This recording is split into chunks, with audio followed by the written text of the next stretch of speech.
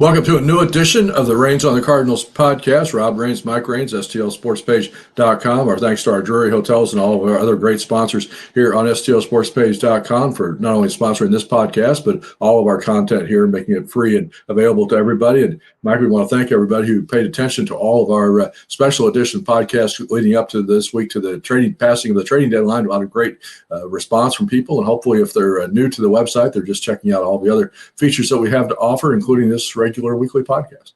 We do really appreciate it. It was a lot of fun. There was a lot of trades that happened this week, and there are lots of takeaways from positives to negatives all the way through. But at the end of the day, be thankful you're not the Minnesota Twins. Usually we're thankful we're not the Pittsburgh Pirates when we're in St. Louis, but I guess you can add Minnesota to the list. But of course, the Cardinals. I did see somebody saying that Minnesota is canceling all of their remaining minor league games because they don't have enough players to fill that out now either. So, wow, that's a pretty good shot. So the Cardinals, of course, trading deadline passes. They do the kind of, I guess, what we really expected them to do more than anything else. If you had to guess before the trading deadline, which was trade their three free agent to be relievers, the expiring contracts, Ryan Helsley, Phil Maton, and Steven Matz. Didn't do anything else. We kind of were hopeful maybe that they would, but now that ship has sailed and you can get back to playing baseball. 55-55 is the record for the Cardinals. 52 games left in the season, starting on Friday night. First of 3 games in San Diego, where we get the first look at all the new Padres that have found their way to San Diego after one trade or another. So what's your biggest takeaway as we begin these final stretch of 52 games, the final 2 months of the season? Now that we're past the trade deadline, I think we can look at it and say, relatively, this team is still the same that it was before. So I don't think that the goals or the expectations have changed. Sure, the back end of the games are going to look slightly different, but when you're getting shut out in back-to-back games from the Marlins, doesn't matter if you have a closer or not. I think the biggest takeaway is the offense needs to figure out how to get it back. When you look at back in the standings on July 1st, where we had a plus 37 run differential, right where you need to be. At the end of July, where we are today, minus 9 run differential. So that tells you 2 things. 1, the offense is not hitting, and the starting pitching has given up too many runs. It was a very bad month. Whether it was 8-16, I think was the final record for July. Only scored 80 runs in those 24 games. That works out to an average of 3.3 runs per game. And it's even if your pitching is going lights out, you're not going to win more than half your games if you are not scoring more than 3.5 runs a ball game. So I think you are right. I think the offense is kind of what needs to be going. I think the word that John Mozeliak used in meeting with the media on Zoom on Thursday after the trading deadline was opportunity for some of these guys. We talked about the runway for all the position players over the course of this season. Now you got some new relief pitchers coming in. Will be tried in different roles. But in one sense, I don't think anything, like you said, I don't think anything has changed from where we were the first part of the season, because you've got 2 things. You've got still trying to find at bats for some of the young hitters, see what you can do. I mean, I guess you could say in one sense that you're already beginning to look ahead at what you're going to have in 2026. But in reality, they've been doing that all this season anyway. And the other problem I thought was you still have too many left-handed hitting middle infielders. They didn't clear up that log jam. They just basically passed the baton that John Mozeliak now says, okay, Chaim Bloom, it's going to be your call to figure out how we clean up this mess and how we get rid of the log jam. The key that I'm looking for this second half of this season here in the last 50 games is consistency. And I think that's been the biggest problem with the Cardinals all year. You look at how they played in the month of May. This team was unstoppable. This team was a playoff team. Good month. Has much changed? Could they do that again this month? Absolutely. And then you do that, and next thing you know, you're right back in the conversation of the playoffs. And that's not to say that they can't do it, but the key is consistency, because you look at the last month of July there, and it was awful. And I think the biggest key takeaway for the whole thing that we've talked about before is the runway for the young guys. Well, the one person that logged that up was Nolan Arenado, and he's been awful for the entire month. And he's still here. He hit 175 for the entire month. The last 15 days, it dropped to 159. His last home run, June 21st. And I think he's the biggest, I don't want to say biggest problem, but he is the biggest problem in this right now, because now you're looking and you're getting Gorman back here pretty soon, and you're going to get Nootbaar back. But if Arenado's here, you're going to play him. You can't sit him on the bench. So you're creating a log jam, like we just talked about, of who plays where. And Gorman is just at a mammoth home run on top of the locker room down in Springfield, so he's coming back strong. But where do you? I'm going to ask you a question here, and people disagree with me when I say this, and what, it's fine. Why can't you sit Arenado? There's nothing in the rule book that says he has to play just because he's making a lot of money. If he's not playing well, you want to give opportunities to another young player. Play Nolan Gorman at third base and let Arenado sit. I don't care. He can't. He's not the player he used to be. I don't disagree with that, but that's not the John Mozeliak way. And we've seen it for years, right? There are numerous examples of people that have been overpaid too much money. A perfect example is Brett Cecil. He should have not pitched anywhere near as long as he did, but he continued and to be out there because you paid him so much money, you were afraid to release him. And I think that's kind of where we are with Arenado. They keep thinking that he's going to get back to playing better so that they can trade him to one of those teams on his list. But I don't see it happening. I'll repeat something that I wrote years ago in a story. It's not an original statement, and other people have said it about other situations. Hope is not a strategy, and that's all they're doing is they're hoping. But tell me I'm wrong. Has the John Mozeliak way You're not wrong. To hope we get into the playoffs and then see what happens? Yes, never makes the big splash, never makes the big signing, the big name. And I think that's kind of where fans are struggling right now because who's your superstar name on this team? It's probably Nolan Arenado, but he's the worst player on the team right now. So I think that's the biggest struggle from a fan support standpoint because there's just not anybody to get behind. And unfortunately, I think they missed the ball last winter when they didn't trade Arenado last winter. That's what happened, I thought, okay, he'll play better. We'll get a trade at the deadline. Well, that obviously didn't happen. You were still able to trade Ryan Helsley, even though he didn't have as good a year, and he probably still should have been traded last winter as well. But I think now the problem is they really wanted to have the Arenado situation resolved before Chaim Bloom took over, because now he's going to be in the same boat that he was in Boston when the first thing he had to do under orders from ownership after he took over running the Red Sox was trade Mookie Betts. And that just started everything going downhill for him in Boston. And they didn't want to put him in that same position here, but now he's going to be. And that's unfortunate, but that's just the reality of the situation. You're stuck with Nolan Arenado now, but you've got to be able to do something with him this winter. And he cannot be in their plans for 2026. The other question that I'm wondering too is we don't know exactly what Mo's last day is in the office technically, right? So, he said at the end of this season it's going to transition, but is that December 31st or is that, right at the end of October? It's hard to say. So does Mo hang around long enough to help Chaim and make that trade for Arenado so that people can see that it wasn't Chaim that did it and then let Chaim start on a fresh foot?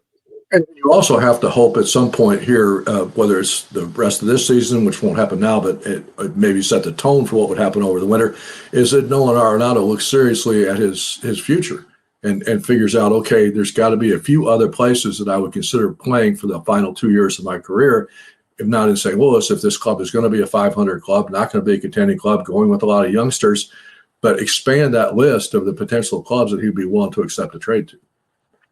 And he's certainly going to have to look at that, right? But he's also got to figure out, hey, I've got 50 games left, and if I want to be able to have one of those teams want me, I got to start hitting. I got to figure something out. So, I think that's kind of the approach that he needs to have in the rest of this month or the rest of the season to figure out, are there opportunities for him out there, or is he stuck? And he's a very proud guy. He's had a great career. I mean, probably a Hall of Fame career. He's played great defense this season. Could very well win another Gold Glove, although Ke'Bryan Hayes probably has something to say about that in third base in the National League. But I think, there are some things that he still does well. And I don't think anybody probably is more frustrated by what's happened with him and his performance than he is. And just trying to figure out how to do something that could help the ball club. He moved out of the 4th spot in the batting order, tried to go down in the order, hoping that would be a spot, hoping that maybe some of the other guys that moving up, Herrera and Burleson and some of those guys would help produce a better offense for the overall team. But it's just been a long struggling year. And unfortunately, you got a couple months to go. And I think that he's the biggest guy when you talk about needing a right-handed bat that's got some power. He's the guy that we really need to step up and do it. And, not to transition through the rest of the offense, but as we do that, the guy who's really started to step up and play great and is going to, continue to do it is Jordan Walker. The last 15 days of the month, he started to turn around. He's hitting 304, and he's the right-handed bat that we desperately need if Arenado can't come through.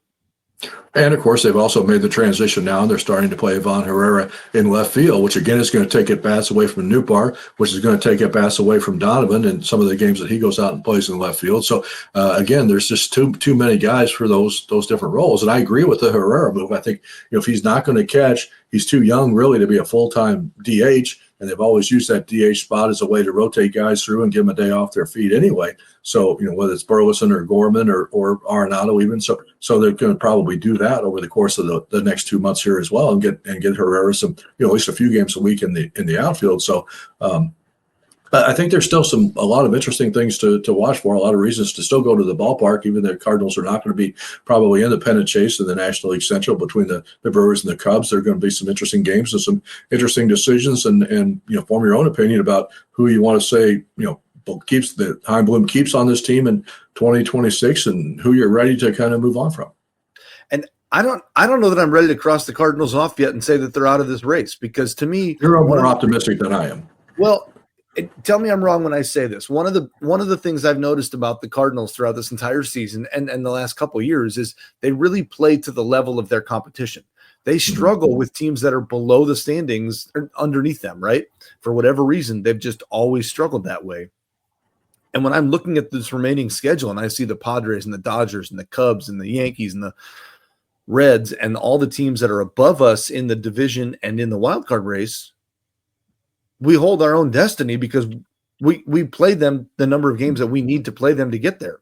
So if this team plays to the level of their competition, they're not out of it by any stretch at all.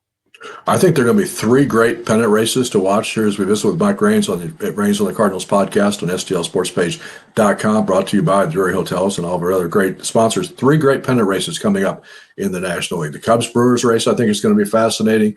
I think the Phillies and the Mets are going to be, based on the moves that they made at the trade deadline, it's going to be great fun to watch. And the Padres and the Dodgers. I think the Padres really strengthened their ball club with the moves that they made. They're going to give the Dodgers a serious run.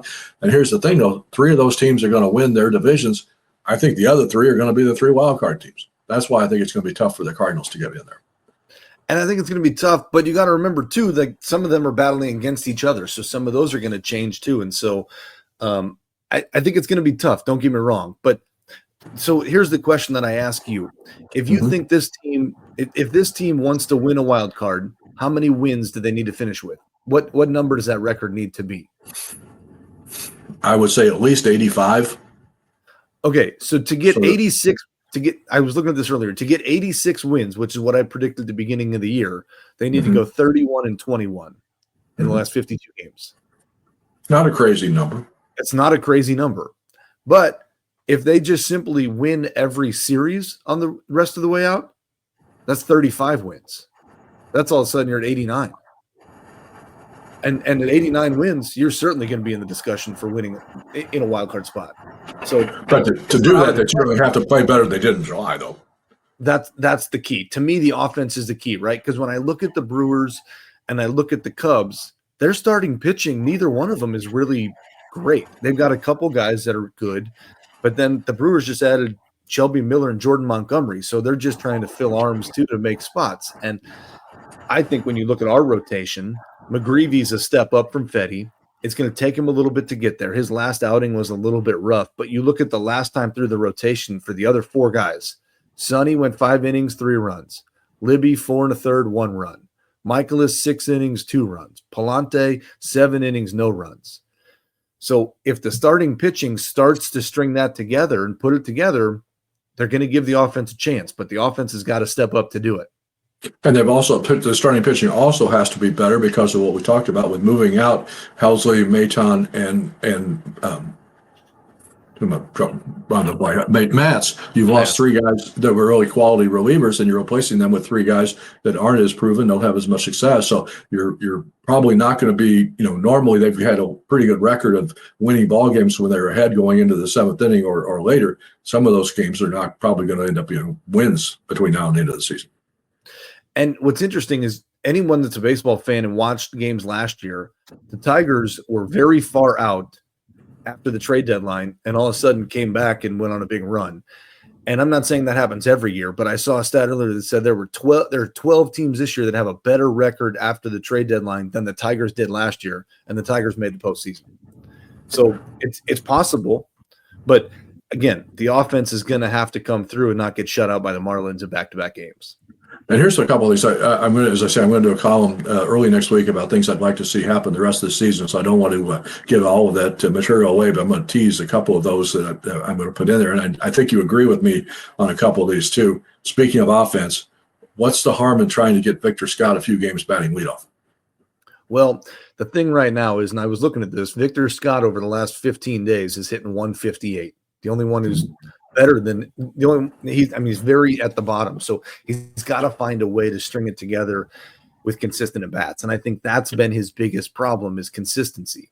Adjusting. He has thrown some more walks though. He's got on base more, but there are walks of it early on this season. And we said the same thing about Walker, right? Pitch selection. That's what you want to see out of young guys is not chasing the low and outside, not swinging at the high fastball, pitch selection. So sometimes not swinging is a good thing because you're starting to see the ball better. And I think that's what everybody saw with Newpart too, because he was really struggling at swinging at pitches that he normally doesn't. And so hopefully when he comes back, it's the same way. But I don't disagree with you. And I think what is going to be interesting is can they just relax and have fun the last 50 games? And I think that's when this team plays better. You watch them through the month of May, and they were having fun. They were stealing bases. They were running. This was a fun team to watch, and the games were busy. And so I think if they can just get back to relaxing and not worrying about the pressure so much, I think they'll be a better team. Two other things. I want to see Gordon Graceffo tried as the closer. I would completely agree with that. I'm also not opposed to Granillo, and whenever he comes back after his 10-day shift or whatever he's supposed to be down there for. And I'm also not opposed to just kind of rotating it through using the best guy in the best situation. You know, some guys have said, I'm not going to name a closer. I'm going to use my best pitcher in the highest leverage situation. The other guy that we've talked about a lot, and I'm sure you're going to bring him up here at some point, that I think could potentially work on the back end of that bullpen because he's got swing and miss stuff is Kyle Leahy. Mm-hmm. Yeah, and I could see that too. And I also could see Romero getting some of those save opportunities, especially if there's a couple of left-handed batters coming up to bat in the ninth inning. My request for Kyle Leahy is, as you look ahead to 2026 and who's going to fill out those last couple of spots in the starting rotation, I wouldn't mind seeing Kyle Leahy get a few starts sometime the last 2 months of this season. It would be really nice to see for sure because he's looked really good in the roles that he's been in. I just don't see where he's going to fit in this rotation because as we've talked about before, there were plenty of opportunities to go with a 6-man rotation and just leave it like that to stretch some of these arms out. And they didn't do that. Now, I will say one of the more remarkable things, and I'm probably going to jinx it when I do this, when John King went on the IL, that was the first pitcher that went on the IL this year. Off the Major League roster, right? Off the Major League roster, yes. But I'm just saying like that's a pretty remarkable stat that off the Major League roster, he was the first one to go on. So, right. You know, but I think as you look at some of these guys in, you know, especially Libby, he's throwing more innings than he ever has. So if you could add a 6th starter in there, it wouldn't hurt to stretch these guys out. And maybe it helps Michaelis at the same time. Mm-hmm. Yeah, I just think that they have to turn their focus. I know you disagree with me on this topic, and that's okay. And the Cardinals should think that they still have a chance. I mean, you want to go to the ballpark every day thinking you have a chance to win, thinking, you know, we'll just win our games and see what happens. But I think more in my mind, at least the front office approach to the rest of this season has got to be, as Chaim Bloom gets ready to take over, what do we need to see out of these guys the rest of this season that's going to help us plan for 2026? And that's where I kind of want to see what Leahy can do. And so that there's two debates to that, right? Because if you want to see what they can do for 2026, then Nolan Arenado and Miles Michaelis don't need to play another game. That could be on my list of things to happen here in the that I want to see. I'm just saying because, like, if you're looking at 2026, neither one of them will factor into your plans. Now, if you can't trade Arenado, it's going to cause the same problem you just did again. But if you want to completely turn the page, that's what you have to do, right? Because neither one of them are going to – I mean, Michaelis isn't going to be here next year, so there's no reason to pitch him again. But his last 2 starts have been really good. I think he finally figured out, hey, if I throw just a little bit harder because his velocity's up about 3 to 4 miles per hour on his fastball and a few other things, and it's turned out really well. And believe me, go ahead, I'm sorry. I've been an anti-Michaelis fan this entire year, and I've said that he doesn't need to pitch another game. But if he can figure it out, I'm not opposed to it. Well, he does have something to pitch for, is what I was going to say. Even if he doesn't fit into the Cardinals' plans in 2026, if he wants to pitch somewhere in 2026, he needs to have a opportunity to pitch and to win some games, or to at least turn in a good performance. Because based on where he was a couple of weeks ago, I don't know that anybody would have wanted to sign him for next year. Yeah. And as you talk about the runway for these kids and want to prepare for 2026, then the guys that come up to fill these bullpen roles should not be Roddery Munoz, Chris Roycroft, and Ryan Fernandez, because they should not factor into next year's plan either. And they might not, but they have to be guys that you have to have, enough pitchers out there to get through the rest of the season. You joked that the Twins had canceled their minor league games so they didn't have enough players. Well, you have to have at least, 8 pitchers out there in the bullpen to get through these games now. And I don't disagree with that. But again, there are guys that'll come up and just sit in the bullpen because Ollie won't use them at all ever, which happens a lot too. But if you want to see some of these young guys pitch, then bring the young guys up and let them see what they have. A few more minutes here on this edition of the Reins on the Cardinals podcast, but I think the one, to me, bigger question we had, it was a question we had going into the trade deadline, is what influence would Chaim Bloom have over the moves that the Cardinals made at the deadline, even though we knew John Mozeliak was still in charge, still calling the shots. I think the same thing is true now as you watch the rest of the season, is when does that transition in the front office begin? When do we start to find out what Chaim Bloom thinks, what he, how he evaluates these players? We know John Mozeliak was very loyal to a lot of the players that he signed, that he developed under his watch. Chaim Bloom, even though he's been here now for 2 years and with the Cardinals at a different position, he may not have that loyalty to some of these players. He may not have that same feeling. He may not find it as hard to move on from some of these players as John Mozeliak did. I really think as long as John Mozeliak is here, he's still calling the shots. He's not a guy that's just going to hand out control and let somebody else take over while he's still here. So I think as long as he's here, he's going to continue to fight for the rest of this year to try to end on a high note. I really do.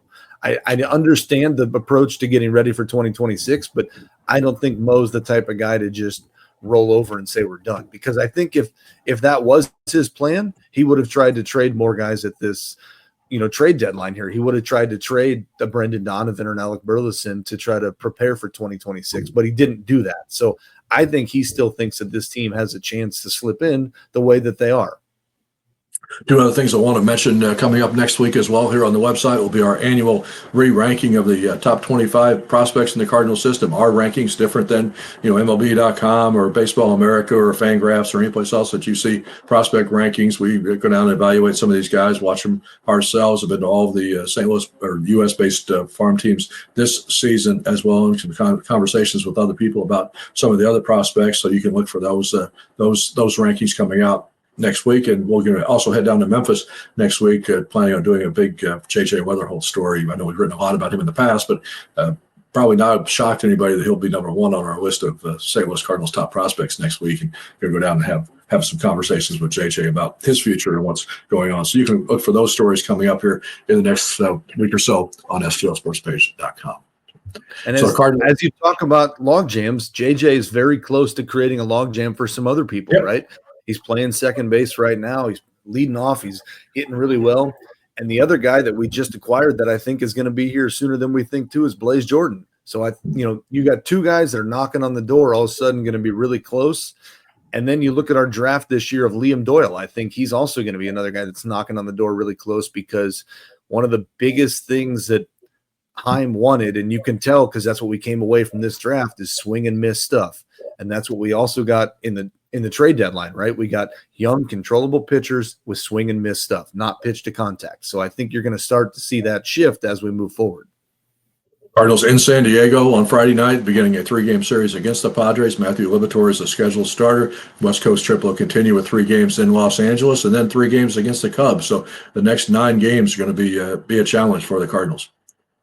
Well, and I think you're going to know pretty quickly through the month of August here if this team's for real or not, because the Padres are ahead of them, the Cubs are ahead of them, and the Reds are ahead of them. And all 3 of them you have this month. So you've got the guys you need to play and got the guys you need to beat. You just got to figure out a way to get it done. Well, we'll be watching, pay attention to what's going on and reporting all of it here on STLSportsPage.com. Thanks for tuning in to this edition of the Reins on the Cardinals podcast. Mike, thanks for the visit. We'll talk to everybody again soon here on STLSportsPage.com.